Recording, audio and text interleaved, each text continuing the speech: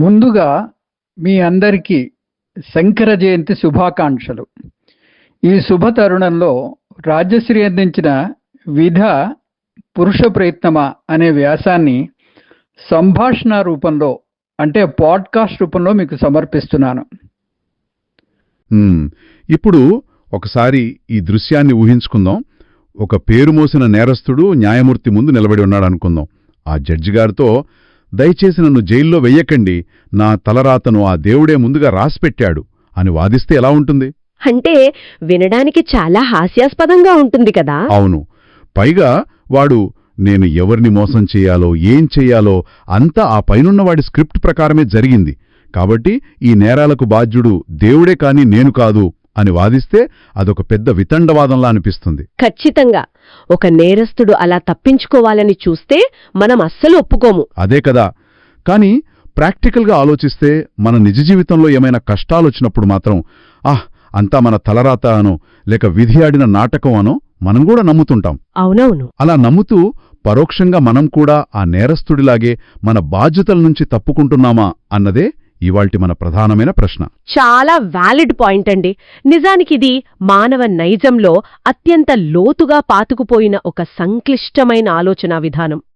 ఏదైనా మనకు అనుకూలంగా జరిగితే నా కష్టం, నా ప్రతిభ అని, ప్రతికూలంగా జరిగితే మాత్రం అదంతా విధిరాత, దేవుడి ఇచ్ఛ అని అనుకోవడం మనిషికి చాలా అలవాటు. రైట్. ఒక రక్షణ కవచంలాగా అనమాట. అవును.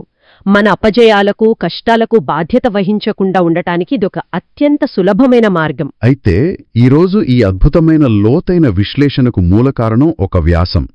శ్రీమతి మద్దూరి రాజ్యశ్రీ గారు అందించిన ఆ వ్యాసం ఆధారంగానే మనం ఈ డీప్ డైవ్ చేయబోతున్నాం.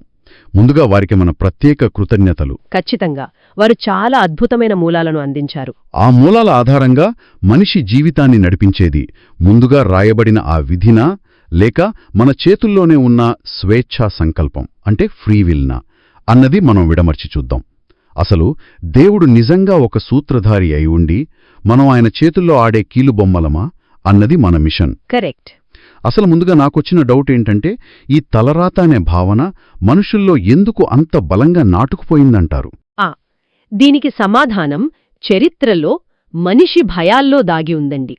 ఒకసారి ప్రాచీన కాలం గురించి ఆలోచిస్తే మనిషి జీవనమంతా పూర్తిగా ప్రకృతి మీద ఆధారపడి ఉండేది. అవును. వ్యవసాయం, వేట అన్నీ కూడా. రైట్. అకస్మాత్తుగా వచ్చే కరువులు, వరదలు లేదా అంతుపట్టని రోగాలు మనిషి జీవితాన్ని అతలాకుతలం చేసేవి. ఏమాత్రం తన కంట్రోల్లో లేని ఆ విపత్కర పరిస్థితులను తట్టుకోవడానికి మానసిక ఉపశమనం కోసం మనిషి ఏర్పరచుకున్న ఒక కోపింగ్ మెకానిజం, అదే ఈ భద్రతా భావన. ఓహో, అంటే మన చేతిలో ఏమీ లేదు, అంతా పైవాడి నిర్ణయం అనుకుంటే ఆ క్షణానికి ఆ బాధను భరించడం సులువవుతుంది అని అలా అనుకున్నారంటారా? ఎగ్జాక్ట్లీ. అది క్రమంగా కాలచక్రంలో ఎంతగా బలపడిపోయిందంటే ఒక దశలో ఆ లలాట లిఖిత రేఖను సృష్టికర్తలైన దేవుళ్లుగూడా మార్చలేరు అనే గట్టి నమ్మకం ఏర్పడింది. అంటే బ్రహ్మరాతను ఎవరూ మార్చలేరు అని మనవాళ్లు అంటుంటారు కదా, అదా? అవునండి. మూలగ్రంథంలో రాజ్యశ్రీగారు దీనికి సంబంధించి ఒక ప్రసిద్ధ శ్లోకాన్ని ఉద్ధరించారు. హరేనాపి హరేనాపి బ్రహ్మణాపి సురైరపి లలాట లిఖితరేఖా పరిమార్జాతుం నశక్యతే అని. దాని అర్థం సాక్షాత్తు ఆ బ్రహ్మ, విష్ణు, మహేశ్వరులు కూడా మన తలరాతను చెరిపేయలేరు అనే కదా? అవును.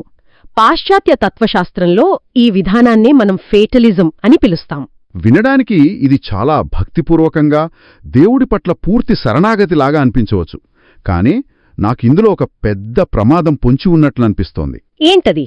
ఇప్పుడు అంతా దేవుడే ముందుగా రాసిపెట్టేసినప్పుడు, సృష్టి స్థితి లయ కారులే ఆ రాతను మార్చలేనప్పుడు ఇక మనిషి ప్రయత్నమెందుకు? నా తప్పులకు, నా నిర్ణయాలకు నేనెందుకు బాధ్యత వహించాలి? ఇలా అయితే ఎవరైనా ఏదైనా చేసేయొచ్చు కదా. ఇదొక ప్రమాదకరమైన లైసెన్స్ ఇచ్చినట్లు అనిపించడం లేదా? ఇక్కడే మీరు అసలైన సమస్యను పట్టుకున్నారు.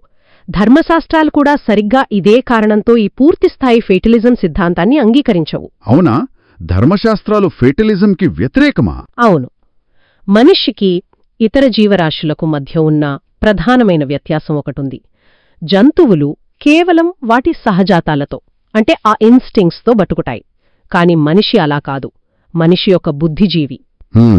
అతనికి ఏది మంచో ఏది చెవో ఆలోచించి ఎంచుకునే స్వేచ్ఛ ఉంది. దాన్నే మనం ఫ్రీవిల్ అంటున్నాం.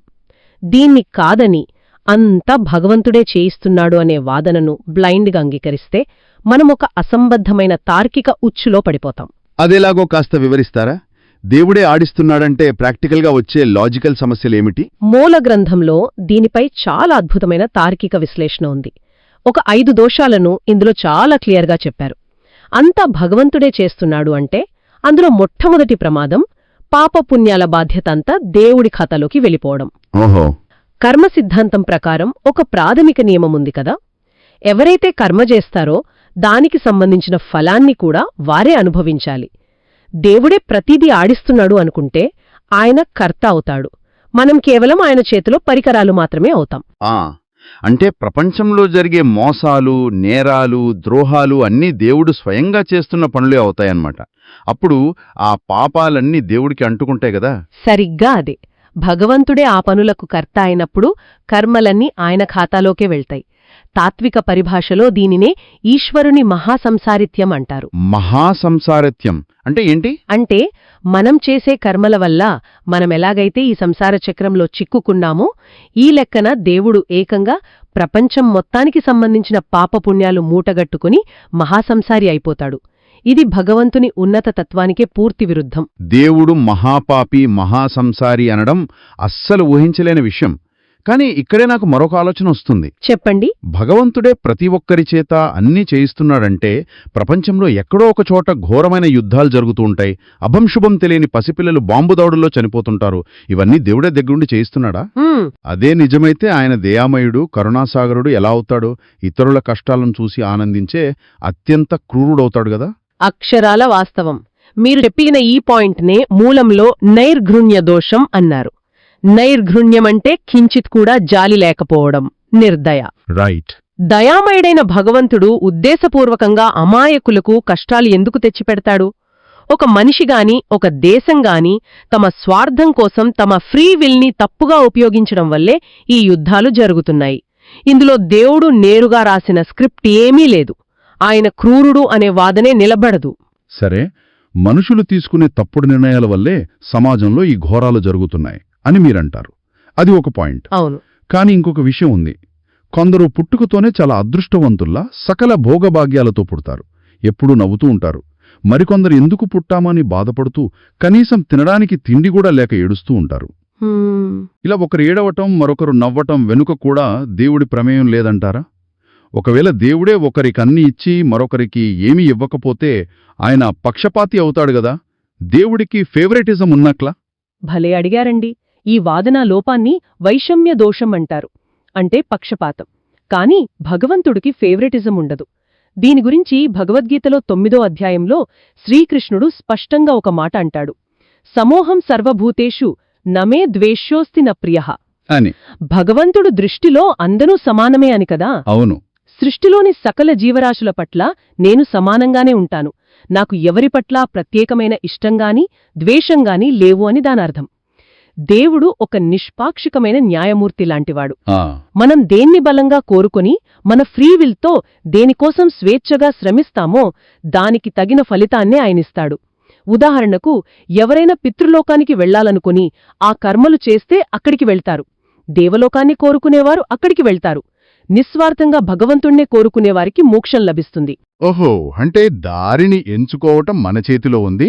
ఆశీర్వదించడం లేదా ఆ కర్మకు తగిన ఫలితాన్నివ్వటం మాత్రమే దేవుడి చేతిలో ఉంటుంది, అంతేనా? అక్షరాల అంతే. ఇక్కడ ఎంచుకునే స్వేచ్ఛ మనది. ఎవరి కర్మలను బట్టి వారు ఆయా ఫలితాలను పొందుతున్నారు. దానికి దేవుడి పక్షపాతం కారణం కాదు. ఇది వింటుంటే నాకొక భలే ఉదాహరణ తోడుతోంది. మనం ఇందాక మాట్లాడుకున్న దోషాలకి ఇది బాగా కనెక్ట్ అవుతుంది. ఏంటది? చెప్పండి. ఇప్పుడు రోడ్డు మీద వెళ్లే ఒక కారును ఊహించుకోండి. కారుకి ఎవరైనా ట్రాఫిక్ రూల్స్ నేర్పిస్తారా? అంటే రెడ్ సిగ్నల్ పడితే ఆగాలి, పచ్చ సిగ్నల్ పడితే వెళ్ళాలి అని కారుకు చెబుతామా? చెప్పము. అవును, దానికి ప్రాణం లేదు కాబట్టి. ఎగ్జాక్ట్లీ. ఆ రూల్స్ అన్నీ అందులో కూర్చుని కారు నడుపుతున్న డ్రైవర్ నేర్చుకోవాలి.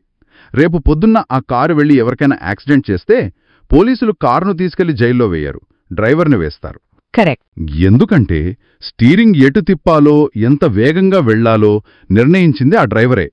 మన జీవితాన్ని కూడా ఈ కారుతో పోల్చుకుంటే దేవుడే ఆ డ్రైవర్ అయితే, మనిషి కేవలం ఆ కారు లాంటివాడైతే, సమాజంలో మనం ఏ రూల్స్ నేర్చుకోవాల్సిన అవసరం లేదు, ఏ తప్పుకి మనం బాధ్యులం కాము.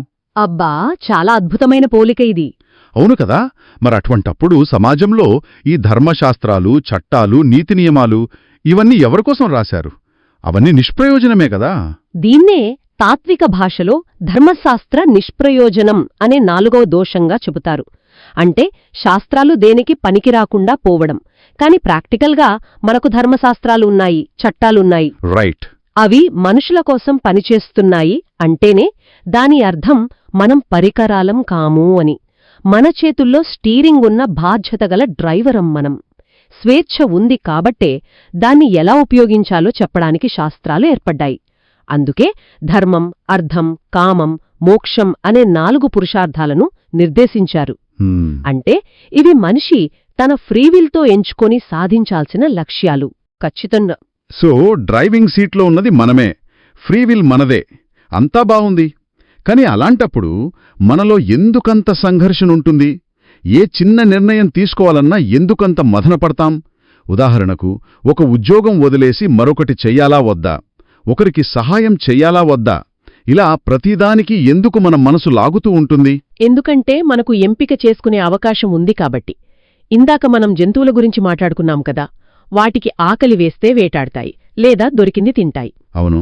అక్కడ ఏం తినాలో, ఎందుకు తినాలో అన్న లాజిక్ లేదు, విశ్లేషణ లేదు, కేవలం సహజాతం మాత్రమే. కాని మనిషికలా కాదు. మనిషి బ్రతుకులో ప్రతి అడుగు ఒక ఎంపికే.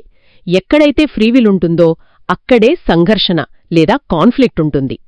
దేవుడే అంతా చేసేస్తుంటే మన మెదడులో అసలు ఈ కాన్ఫ్లిక్ట్ ఎందుకుంటుంది? ఓహో, అంటే ఇలా ఎంపిక లేదు అనుకోవడం మానవ నైజానికే విరుద్ధమంటారా? అవును. దీన్నే వికల్పకభాలహ అనే దోషంగా చెబుతారు. ఎంపిక చేసుకోగలగడం, దానివల్ల వచ్చే సంఘర్షణ అనేది లేకపోవడం. అందుకే భగవద్గీతలో 6వ అధ్యాయంలో ఉద్ధరేదాత్మనాత్మానం నాత్మానం అవసాదయేత్ అని స్పష్టంగా చెప్పబడింది. అంటే నిన్ను నువ్వే ఉద్ధరించుకోవాలి, లేదా నిన్ను నువ్వే దిగజార్చుకోవాలి అనే కదా దానర్థం? అవునండి. జీవితంలో పైకి ఎదగాలన్నా, కిందకు పడిపోవాలన్నా దానికి కారణం మన ఎంపికలే. భగవంతుడు మన ఫ్రీవిల్ను ఎప్పుడూ అణచివేయడు. ఒక్క నిమిషం, ఇక్కడే అసలైన చాలా పెద్ద కాన్ఫ్లిక్ట్ వస్తుంది. చెప్పండి. నేను మిమ్మల్ని ఒక సోటి ప్రశ్న అడుగుతాను. మీరు ఫ్రీవిల్ గురించి ఇంత బలంగా చెబుతున్నారు, మన చేతిలోనే అంతా ఉందని గీత చెబుతోందని అంటున్నారు. అవును.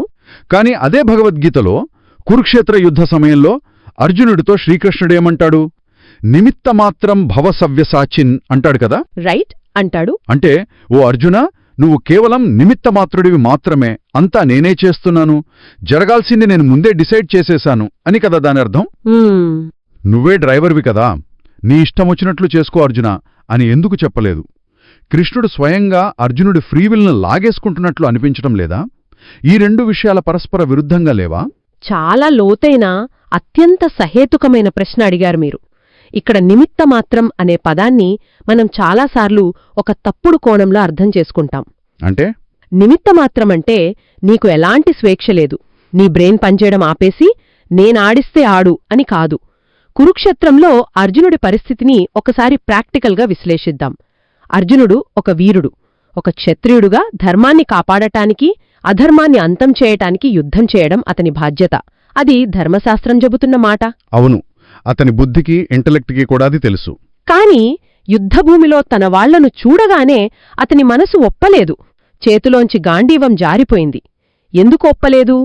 ఆగిపోయింది ఫ్రీవిల్తో కాదు, రాగద్వేషాలతో. రాగద్వేషాలు అంటే అర్థమవుతోంది. అంటే మనసుకు ఏది సౌకర్యంగా అనిపిస్తే అది చెయ్యటం ఫ్రీవిల్ కాదు. అది కేవలం మన భావోద్వేగాలకు, రాగద్వేషాలకు బానిసవ్వడం. అప్పుడు కృష్ణుడు చెప్పిన సారాంశమేమిటంటే, ఓ అర్జునా, నీ వ్యక్తిగత ఇష్టాయిష్టాలకు, వ్యామోహాలకు బానిసవ్వకు. అవి నిన్ను తప్పుదోవ పట్టిస్తున్నాయి. ఏది అత్యున్నత ధర్మమో దానిని ఆచరించు అని. సూపర్. అంటే తన ఎమోషన్స్ని పక్కనబెట్టి ఒక పెద్ద పర్పస్ కోసం, ధర్మం కోసం పనిచేయమంటున్నాడు కృష్ణుడు. అవును. విశ్వ కళ్యాణం కోసం భగవంతుడు ఏర్పరిచిన ధర్మపదంలో నడవడమే ఫ్రీవిల్కు ఉన్న అత్యున్నతమైన స్థానం. మన వ్యక్తిగత స్వార్థాన్ని పక్కన పెట్టి విశ్వధర్మానికి అనుగుణంగా మన ఎంపికలు చేసుకున్నప్పుడు మనం భగవంతుని కార్యంలో ఒక సాధనంగా అంటే నిమిత్తమాత్రుడిగా మారతాం. అద్భుతం. మనకు అతీతంగా ధర్మాన్ని పాటించడమే నిజమైన స్వేచ్ఛా సంకల్పం. దీన్ని వింటుంటే మన రోజువారీ జీవితంలో జరిగే ఒక చిన్న సంఘర్షణ నాకు గుర్తొస్తోంది. ఇప్పుడు చలికాలంలో పొద్దున్నే చూడండి, 8 గంటల దాకా వెచ్చగా సురక్షితంగా దుప్పటి కప్పుకుని పడుకోవాలని మన మనసు అంటోంది. మనకిష్టమైన పనది. సహజమే కదా. కానీ పెద్దలు శాస్త్రాలేం చెబుతాయి? సూర్యోదయానికి ముందే నిద్రలేస్తే ఆరోగ్యానికి క్రమశిక్షణకు చాలా మంచిదిని చెబుతాయి. ఇక్కడ ఆ దుప్పటి లాగేసుకుని పడుకోవడం అనేది మన రాగద్వేషాలకు అంటే మన ఇష్టాలకు లొంగిపోవడం. కష్టమైనా సరే ఆ నిద్రమత్తును అదుపులో పెట్టుకుని లేవడం అనేది ధర్మాన్ని పాటించడం. భలే కనెక్ట్ చేశారు. ఆ నిద్రలేచే క్షణంలో చాలా కష్టంగా అనిపించినా మన బద్ధకాన్ని పక్కన పెట్టి సరైన పనిని ఎంచుకున్నప్పుడు మనలో రోజంతా ఎలాంటి గిల్ట్ ఉండదు. పైగా మనం ఒక గొప్ప పని చేశామన్నా సంతృప్తి ఉంటుంది. అవును, రోజంతా చాలా యాక్టివ్గా కూడా ఉంటాం. రైట్. అప్పుడు మన ఫ్రీవిల్ను సరైన మార్గంలో ఉపయోగించిన వాళ్లమవుతాం. మన దైనందిన జీవితంలో ఇలా ధర్మశాస్త్రానికి అనుగుణంగా మన ఎంపికలు చేసుకున్నప్పుడే ఆ అంతర్గత సంఘర్షణ అంతమవుతుంది. సో ఫ్రీమిల్ అనేది మనం ఏం కావాలనుకుంటే అది చేయడం కాదు, ఏది సరైనదో దానిని ఎంచుకుని చేసే స్వేచ్ఛ. చాలా గొప్ప క్లారిటీ ఇది. ఈ చర్చంతా విన్నాక నాకు అర్థమవుతున్నదేమిటంటే మన జీవితం అనేది పూర్తిగా దేవుడు డైరెక్ట్ చేస్తున్న సినిమా స్క్రిప్ట్ కాదు. ఖచ్చితంగా కాదు. అలాగని పూర్తిగా పరిస్థితుల మీద ఆధారపడింది కాదు. ఇదొక సమ్మిళిత ప్రయాణం. మీరు చెప్పింది 100% నిజం. జీవితమనేది కేవలం ముందుగా రాసిన విధి కాదు, అలాగని కేవలం మన ఇష్టాలు కూడా కాదు. స్వేచ్ఛా సంకల్పం అంటే ఫ్రీవిల్ మరియు పరిస్థితులు లేదా దైల నిర్ణయం, ఈ రెండూ కలిసే ఒక మనిషి భవిష్యత్తును రూపుదిద్దుతాయి. ఆహా, ఈ సమన్వయాన్ని, ఈ అద్భుతమైన బ్యాలెన్స్ని అర్థం చేసుకోవడానికి మూలంలో ఇచ్చిన ఆ రైలు ఇంజిన్ల పోలిక చాలా బావుంది. ఆ కొండెక్కే రైలు ఉదాహరణ. అవును, మామూలు సమతల ప్రదేశాల్లో వెళ్లే రైళ్లకు ఒకటే ఇంజిన్ ఉంటుంది, అది రైలును ముందుకు లాగుతుంది. కానీ చాలా ఏటువాలుగా ఉండే కొండనెక్కే రైలుకు మాత్రం 2 ఇంజిన్లుంటాయి. మనం గమనించే ఉంటాం. అవును. ముందు భాగంలో ఉన్న ఇంజిన్ రైలును కొండపైకి లాగుతూ ఉంటుంది. అదే సమయంలో వెనుక భాగంలో ఉన్న మరో ఇంజిన్ ఆ రైలును కిందకు జారిపోకుండా గట్టిగా నెడుతూ ఉంటుంది. ఈ 2 ఇంజిన్లు ఒకేసారి సమానమైన శక్తితో పనిచేస్తేనే ఆ భారీ రైలు సురక్షితంగా ఆ కొండెక్కగలదు. ఏ ఒక్కటి ఆగిపోయినా ప్రమాదమే. ఎంత సముచితమైన ఉదాహరణండి. మానవ జీవితమనే పర్వతాన్ని అధిరోహించడానికి కూడా అచ్చం ఇలాంటి 2 ఇంజిన్లే కావాలి. మన పురుష ప్రయత్నం ఏది మంచో ఏది చెడో ఆలోచించి తీసుకునే మన ఫ్రీవిల్ అనేది ఒక ఇంజిన్ అయితే, దైవానుగ్రహం లేదా ధర్మబద్ధమైన ఫలితం అంటే విధి అనేది 2వ ఇంజిన్. మనం నిస్వార్థంగా ధర్మబద్ధంగా మన ఫ్రీవిల్ని ఉపయోగించినప్పుడు ఆ విధి లేదా దైవ నిర్ణయం కూడా మనకు సహకరించి మనం ఎంచుకున్న లక్ష్యానికి చేరుస్తుంది. ఇది నిజంగా మన దైనందిన నిర్ణయాలను, మన జీవితాన్ని చూసే కోణాన్ని పూర్తిగా మార్చేసే అద్భుతమైన విశ్లేషణ.